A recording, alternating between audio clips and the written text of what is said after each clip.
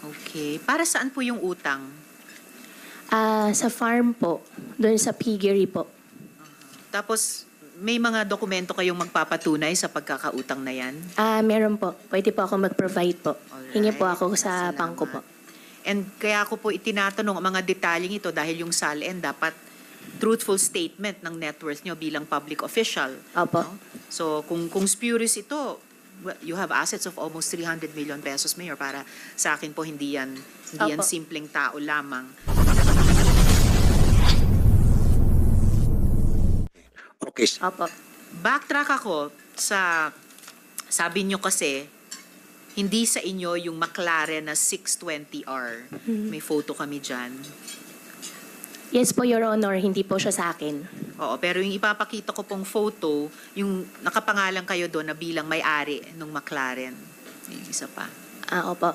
Wala pong dokumento po na magpapatunay po na ako po yung may-ari po, Your Honor. Kasi mayroon pong car show po sa Tarlac that Yun. time. Opo. Wala pong dokumento po. Hiniram ko lang po siya. Nakalagay kasi dito, the McLaren 620R sports car owned by Bamban Mayor Alice Leal Guo. December 11 po yan sa Concepcion, Tarlac. Opo, car show po yun sa Concepcion po. At since nasa probinsya po kami, gusto lang po namin mapasaya po yung mga kababayan po namin. Kanino po yung McLaren? Kay Sir Roy po. Roy?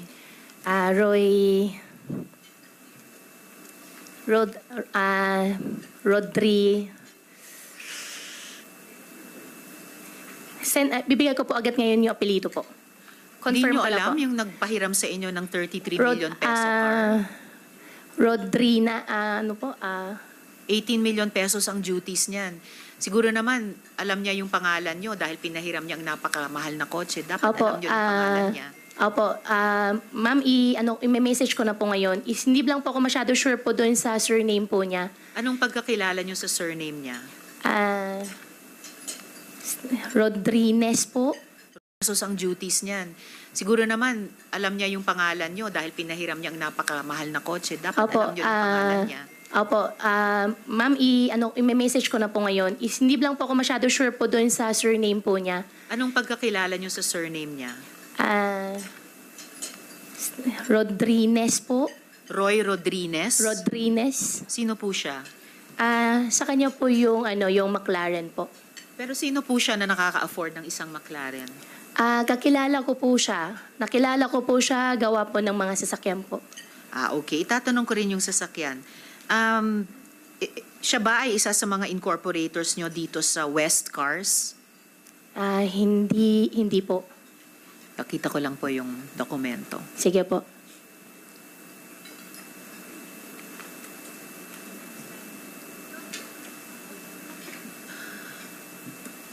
Okay. Ang nakalagay po ditong incorporators sa West Cars, Yan Patrick Samson, kayo, Alice L. Guo, Jerome Samson, Jacqueline Samson, pare-parehong middle initial D sa naunang Samson, so baka magkakapatid dito, at Carlo Flores. Wala pong Roy Rodriguez. Ano po siya sa West Cars? Hindi po siya connected po sa West Cars po. Madam Chair, i-confirm ko lang po yung surname po. Ipaprovide ko po ngayon agad po. Alright. At kaya ko po ito itinatanong, Mayor, no? Itong McLaren, nakita rin po sa isang conduction sticker na malinaw na nakadikit sa sasakyan. May 13 po yon. Ayan. We had it checked sa LTO at ito naman po yung lumabas. Hindi po yata McLaren ang nakarehistro. Isang hamak na Dongfeng utility vehicle. So another mystery. Ako rin, Opo. But wait, there's more. Nung sumunod na araw, wala na po yung conduction sticker. May nagtanggal. May nagtanggal. Bakit naman po ganyan yung mga kaibigan nyo, Mayor? O ayan o, wala na yung sticker. Your Honor, hiniram ko lang po siya para po dun sa car show. In fact, makikita at malalaman nyo rin po dun sa mga tao nakakita, dumating po siya nakatow. Kasi eto na po, Padiernos. Roy Padiernos. Opo, Roy Padiernos Sino po. po si Roy Padiernos? Siya po yung may-ari po ng sasakyan. Ano po siya? Kilala po, car dealer po. Car dealer. Opo. Pero car dealer ba siya sa West Cars? Hindi po, Your Honor. Alright. So, isang misteryo to, no? Tulad ng mga disappearing real assets sa SALN, ito naman disappearing conduction sticker. And by the way, ganong kalaki po yung West Cars, Mayor? Yung West Cars po, yan po ay isang showroom lang po ng mga sasakyan po. Pero ano yung value nung negosyo niya at yung mga sasakyang dinidisplay sa showroom? Magkano yung kabuang halaga ng West Cars? Yung showroom po, buy and sell po siya. So, nagpapadisplay po yung mga tao po. Kung gusto po ibenta yung sasakyan, doon po dinidisplay po. So magkano po yung kabuang halaga ng negosyo ng West Cars? Your Honor, hindi po ako sigurado, sure po doon sa eksakto, pero buy and sell po siya ng mga second hand po na sasakyan po yung West Cars. Malaking negosyo siya or maliit? Considering po, gitna po siguro po, Your Honor, kasi second hand na sasakyan po yung mga binibenta po doon sa West Cars po. I doubt na middle-sized lang at hindi lang po second-hand cars yan. Yes, second-hand, yes, mayroon, pero meron ding mga brand new at hindi mga pipitsuging kotse. May ka-level ng McLaren, may kung ano-ano pang mga social na brand, mga limousine, mga bridal cars, mga bulletproof vehicles. Hindi po yan gitnang size na ano. I wish, Mayor, na pwede nyo nila kaming sagutin ng diretsyo, hindi parang mga nagda-divert na mga sagot na pag pina-follow up naman namin ay nalalaman po na hindi po accurate or makatotohanan yung sagot. Ilan po ang kotse sa inventory ng West Cars? Your Honor, as much as possible, ayaw ko po sumagot ng I don't know at hindi ko po alam. Pero as of the moment po, hindi ko po talaga alam. Gawa po ng West Cars po, buy and sell po, may nagpapadisplay.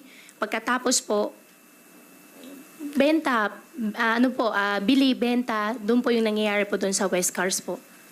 Pero incorporator kayo at any given time pag may nagtanong, malay nyo may prospective investor gustong mag-buy in din, itatanong sa inyo on any given day ano yung average number ng mga sasakyan dyan.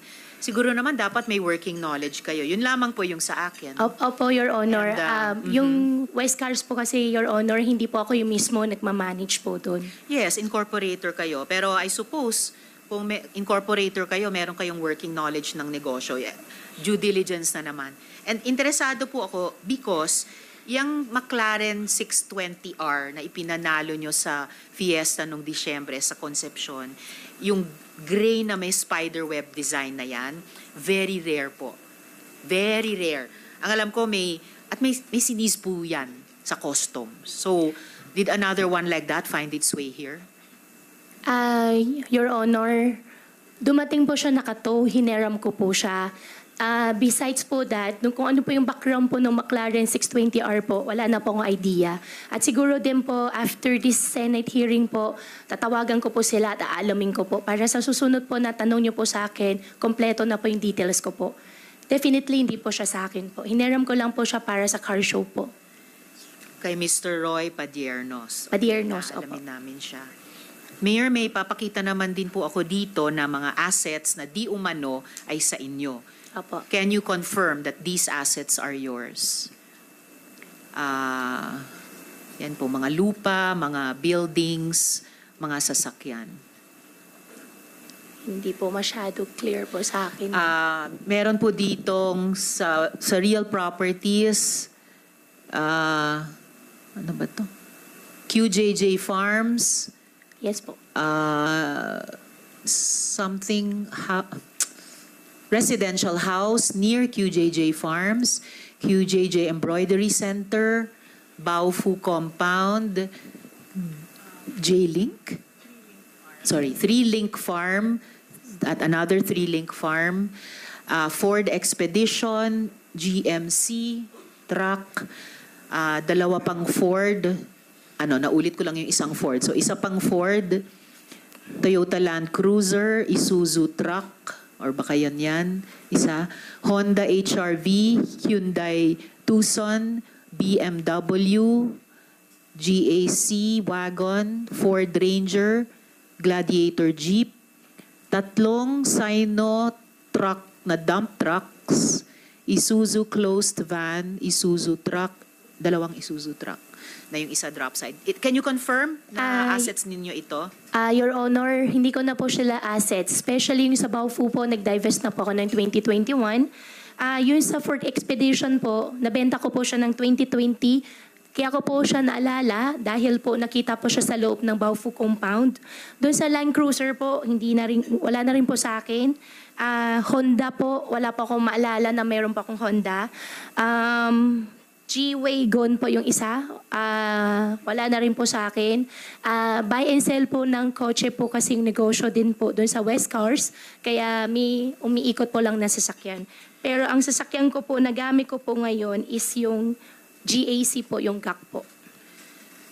So, bukod sa Baofu, yung 1, 2, 3, 4, 5, yung 5 pang properties dito, naka-declare ba sa latest SALN nyo? At bukod dun sa Expedition, Land Cruiser, Honda at G-Wagon, dun sa mga 16 na sasakyan. So, yung 12 ng sasakyan pa, lahat din ba iyon ay declared sa SALN na latest? Madam Chairman, hindi po yung pag-aari ko na, kaya hindi po siya naka-declare po sa akin. Ito double check ko rin po, yung na-mention nyo po. Yung iba po kasi dito, ngayon ko lang po narinig, ngayon ko lang po nalaman na nakapangalan sa akin. Pero definitely po, wala pong ganun sasakyan po. Sige po, paki-confirm lang, no? Yung Meron pa po 5 isang pang properties at yung properties po, Madam Chair, ano po yung mga 11 properties po? sasakyan. Andito po, yung binasa ko kanina. Actually, mga Opo. negosyo nyo, yung mga Q. Yung Opo. mga Q businesses, QJJ businesses. Opo. At ilan pa. At yung 3-link businesses. Opo. Paki-confirm kung dineclare nyo sa SALN nyo. And then, Mayor, sabi nyo po, mayroon kayong chopper, pero binenta nyo na. Do you stand by this statement? Yes po, Your Honor. Kasi po, pagkatapos nung nakaraang hearing, kumontak po kami sa CAAP. At active pa po ang registration ng chopper nyo Opo. na nasa pangalan nyo. Ito po. Yes po, Your Honor. So can you explain this? Bakit sinabi nyong binenta nyo na ito samantalang lumalabas, kayo pa rin yung may-ari? Your Honor, ang kontrata po namin yan ay deed of absolute sale po. Ay deed of conditional sale po pala. Babayaran po siya in next 6 months po. Installment din po. Next 6 months. Installment po siya monthly po. So, are you telling me na pagkatapos ng kalahating taon, anong mangyayari? Anong mag-iiba sa dokumentong ito? After po mabayaran po, mag-execute na po ako ng deed of sale po sa kanila. Okay. So sa ngayon, pagmamayari nyo pa rin? Ngayon po hindi na po. Itong chopper? Kasi hindi na po ngayong pag-aari ko po, Your Honor. Kasi meron na po, binenta ko na po, however po, hindi po siya full payment po, kaya hindi po siya deed of sale. Kaya ginawa po siyang conditional sale po. So habang hindi pa deed of sale na consummated, kayo pa rin yung may-ari?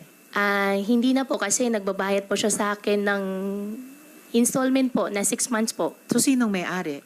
Meron po isang British company po. Anong Magpa-provide pangalan ng British company? Ipaprovide ko po yung contract po, Your Honor. Ang magiging eventual owner ay empleyado ng British company?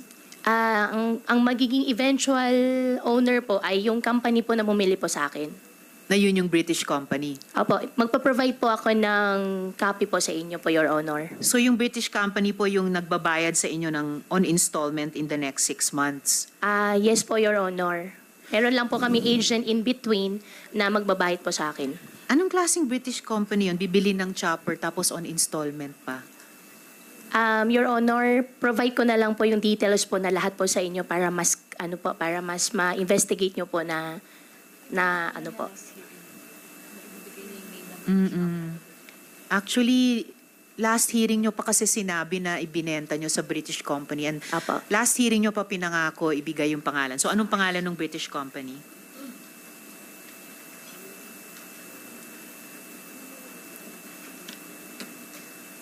Your Honor, okay lang po. Hingi po ako ng extension po. Within the day I'm po, sorry. bigay ko po yung contract I'm po. sorry, Mayor. Binigyan Sige na po kayo ng ilang araw mula nung nakaraang hearing, and you promised to Opo. tell the committee the name of this British company. So please. Apo, ngayon, ano yun Yes, po na po? opo. I need the answer now. Kasi dapat hindi ganitong kahirap magtanungan ng magkatrabaho sa gobyerno. Kung facts yan, dapat na ibibigay natin sa isa't isa. Opo. Hindi yung humingi kayo ng palugit noon, ibinigay naman ng chair. Ngayon, ipa-follow up ko, hihingi na naman kayo ng palugit. No, please, if there's any truth to that sale to a British company, ano po yung pangalan ng British company na yan? Opo, Your Honor. Ano pong pangalan niya, Mayor? Tinatawagan ko na po ngayon, Your Honor. Iko-confirm ko lang po para sigurado po. Ko-confirm niyo yung pangalan? Opo, iko-confirm ko lang po para sigurado. Kasi, Bakit hindi niyo alam, Mayor? Binenta niyo sa kanila, they owe you money. Babayaran kayo on installment for 6 months. Ano pong pangalan ng British company na yan? Your Honor, yung pangalan po, ang na-execute po is yung lawyer. Kaya iko-confirm ko lang po para sigurado Sinong po. lawyer? Lawyer ko po. Ano pangalan ng lawyer niyo? Attorney Phil Joy. Attorney Phil Joy. Opo. Apelyido nila yung Phil Joy? Phil Joy po, Baluyot po. Baluyot. Andito ba si Attorney Baluyot? Opo, wala po. Ang pangalan po ng company po, New Summit Industries Limited po. New Summit Industries Limited. Opo. Anong negosyo nitong New Summit Industries Limited? I believe po, ang negosyo din po nila is chopper din po. Chopper din. So Opo. chopper ang negosyo nila pero bumili sila ng second-hand chopper sa inyo. Ang pagkakalam ko po, Your Honor, matagal daw po ang waiting time po ng Lion Air po ngayon. At it so happen po, binibenta ko po dahil ang gusto ko naman po talagang negosyo po doon sa chopper ay gagawin po siya parang air taxi. However po, hindi po nag-push through, binenta ko na lang po. So itong New Summit Industries Limited, nasa chopper business, pero hindi makabayad sa inyo ng cash, magbabayad sa inyo on installment over 6 months. Yan po yung usapan po namin, Your Honor. Alright. Alam nyo, Mayor, hindi kailangan ganitong kahirap. Opo. Sumagot sa tanong ng Senate Committee na kailangan parang halos kalad ka rin mula sa loob ninyo. Sen Sherwin, the floor is yours for questions for the Mayor before the government agencies. Maraming salamat, Senator Risa, our chairperson. Susundan ko na lang po yung mga naitanong nyo at para po mabuo yung kwento. At marami na hong natanong at marami na hong nasagot, pero marami pa rin dapat ibigay na detalye. Gusto ko tanong kay Mayor Guo. Nabasa ko rin po yung inyong post tungkol sa inyong buhay at kanina narinig ko rin yung mga sagot ninyo. So, nakilala nyo ba ang iyong biological mother? Your Honor, hindi ko po siya nakilala. So, never nyo siya nakilala? Never ko po siya nakilala. Saan nyo nakuha yung kwento na kayo ay anak ng isang kasambahay? Father ko po. Sa father niyo po? Opo. So, ito ay kwento lang ho ng inyong father? Yes po, Your Honor. Okay. Kaya tinago po niya ako sa farm po. Sinabi ba ng father ninyo kung ano po yung nationality ng inyong biological mother? Filipino po. Filipino siya, Opo. sinabi niya. At Opo. sinabi niya ang pangalan ay, anong pangalan po nung biological? Amelia Leal po. Amelia Leal po Opo. ang pangalan. Okay. And,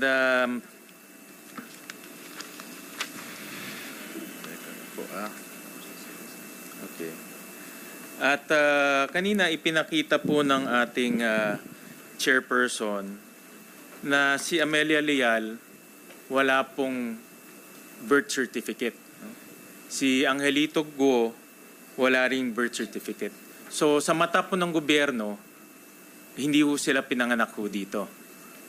At gusto ko rin itanong yan kay attorney sa LRA, Attorney Ronnie Tababa, ng PSA pala, sorry, PSA. Name ng PSA. Yung representative sa PSA, si Attorney hindi ko mabasa. Attorney Ambatali, Sen Yeah. Sherwin. Attorney Eliezer, tama po ba? So, sa mata ng gobyerno, walang pinanganak na Angelito Go at Amelia Lial dito sa ating bansa. Tama po. Tama, po. wala hong pinanganak. Tama po, Senator. Okay, so yung kanyang claim, storya lang. Maaari po. Pero maaari din po na hindi nakapagparehistro yung... May posibilidad po na hindi nakapagparehistro lang po yung mga magulang po ni Mayor. O pwede pong mangyari yun. Hindi, pero sa ngayon, Pero sa ngayon, maaari din po at mataas din po ang posibilidad na hindi existing yung mga taong ito. so hindi existing. Nag-exist lang siya sa kwento ng kanyang ama. Yes po. For now, di ba? Okay. Yes, Senator. Gusto ko ma-establish ho yun. At doon po sa birth certificate, pakita ho natin, nalabas ho kanina ito ng ating good chairperson, Senator Risa, na doon sa birth certificate, nakasulat doon, kasal yung kanyang ama at ina. Tama? Pero ang PSA ng certificate na walang marriage certificate si Angelito Go at Amelia Lial. Tama? Tama po, Mr. Chair. So sa mata ng batas, hindi ho sila kasal. Apo. No? So malaking posibilidad rin na itong birth certificate mali po yung nakalagay dyan. O Tama. hindi ho tama ang nakalagay dyan. Tama? Tama po. Alright, sige.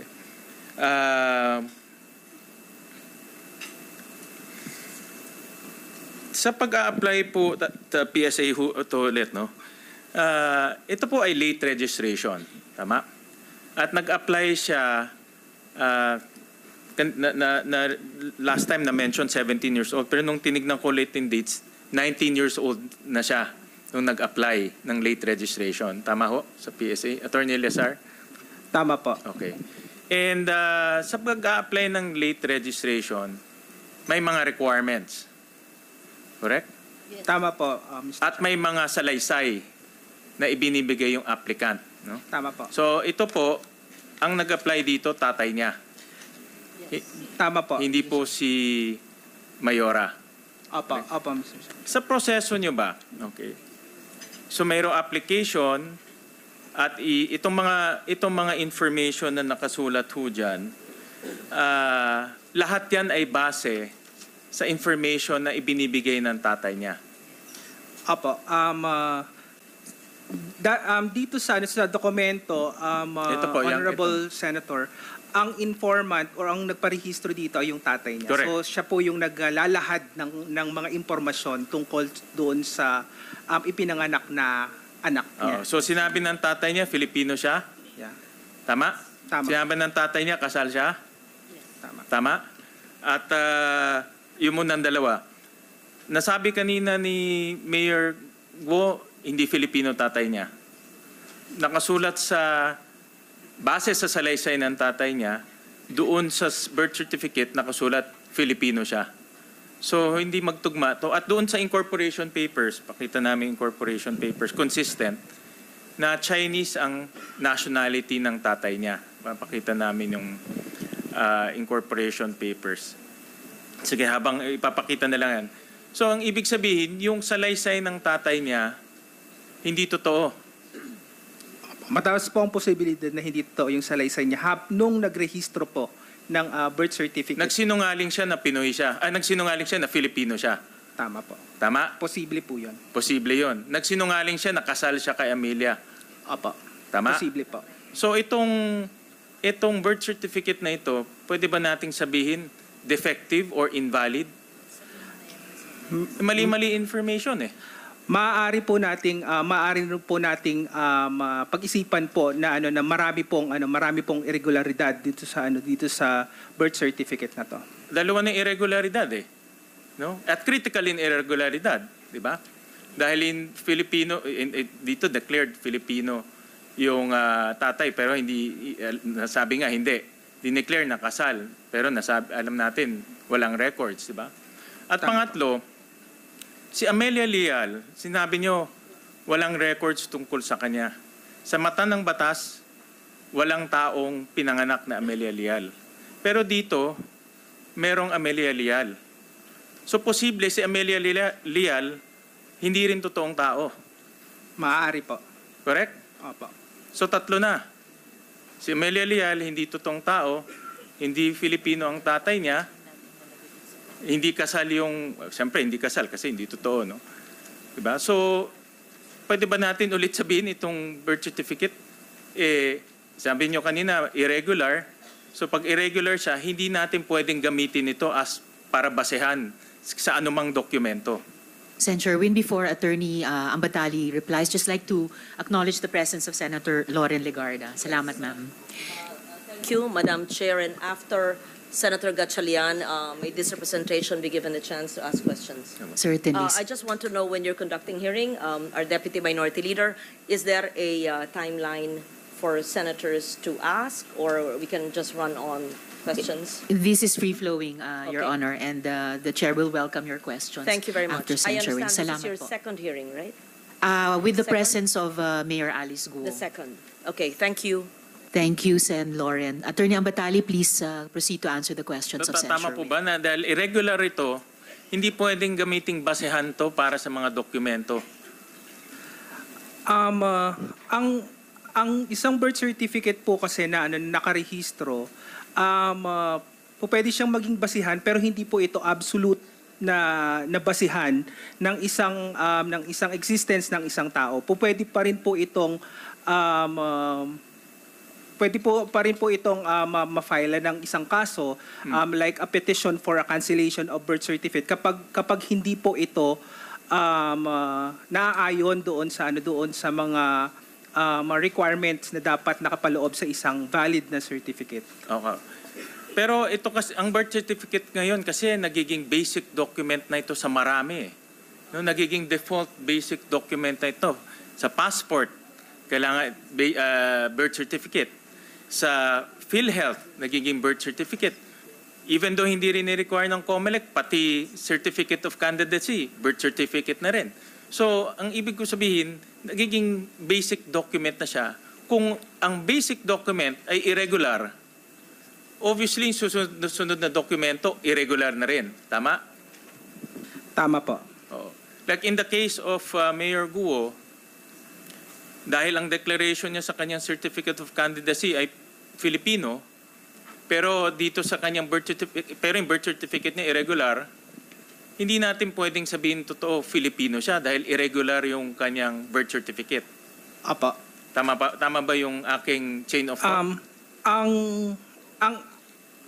Ang birth certificate po ay isa lamang sa mga patunay kung ikaw ay Filipino o hindi. Po pwede rin po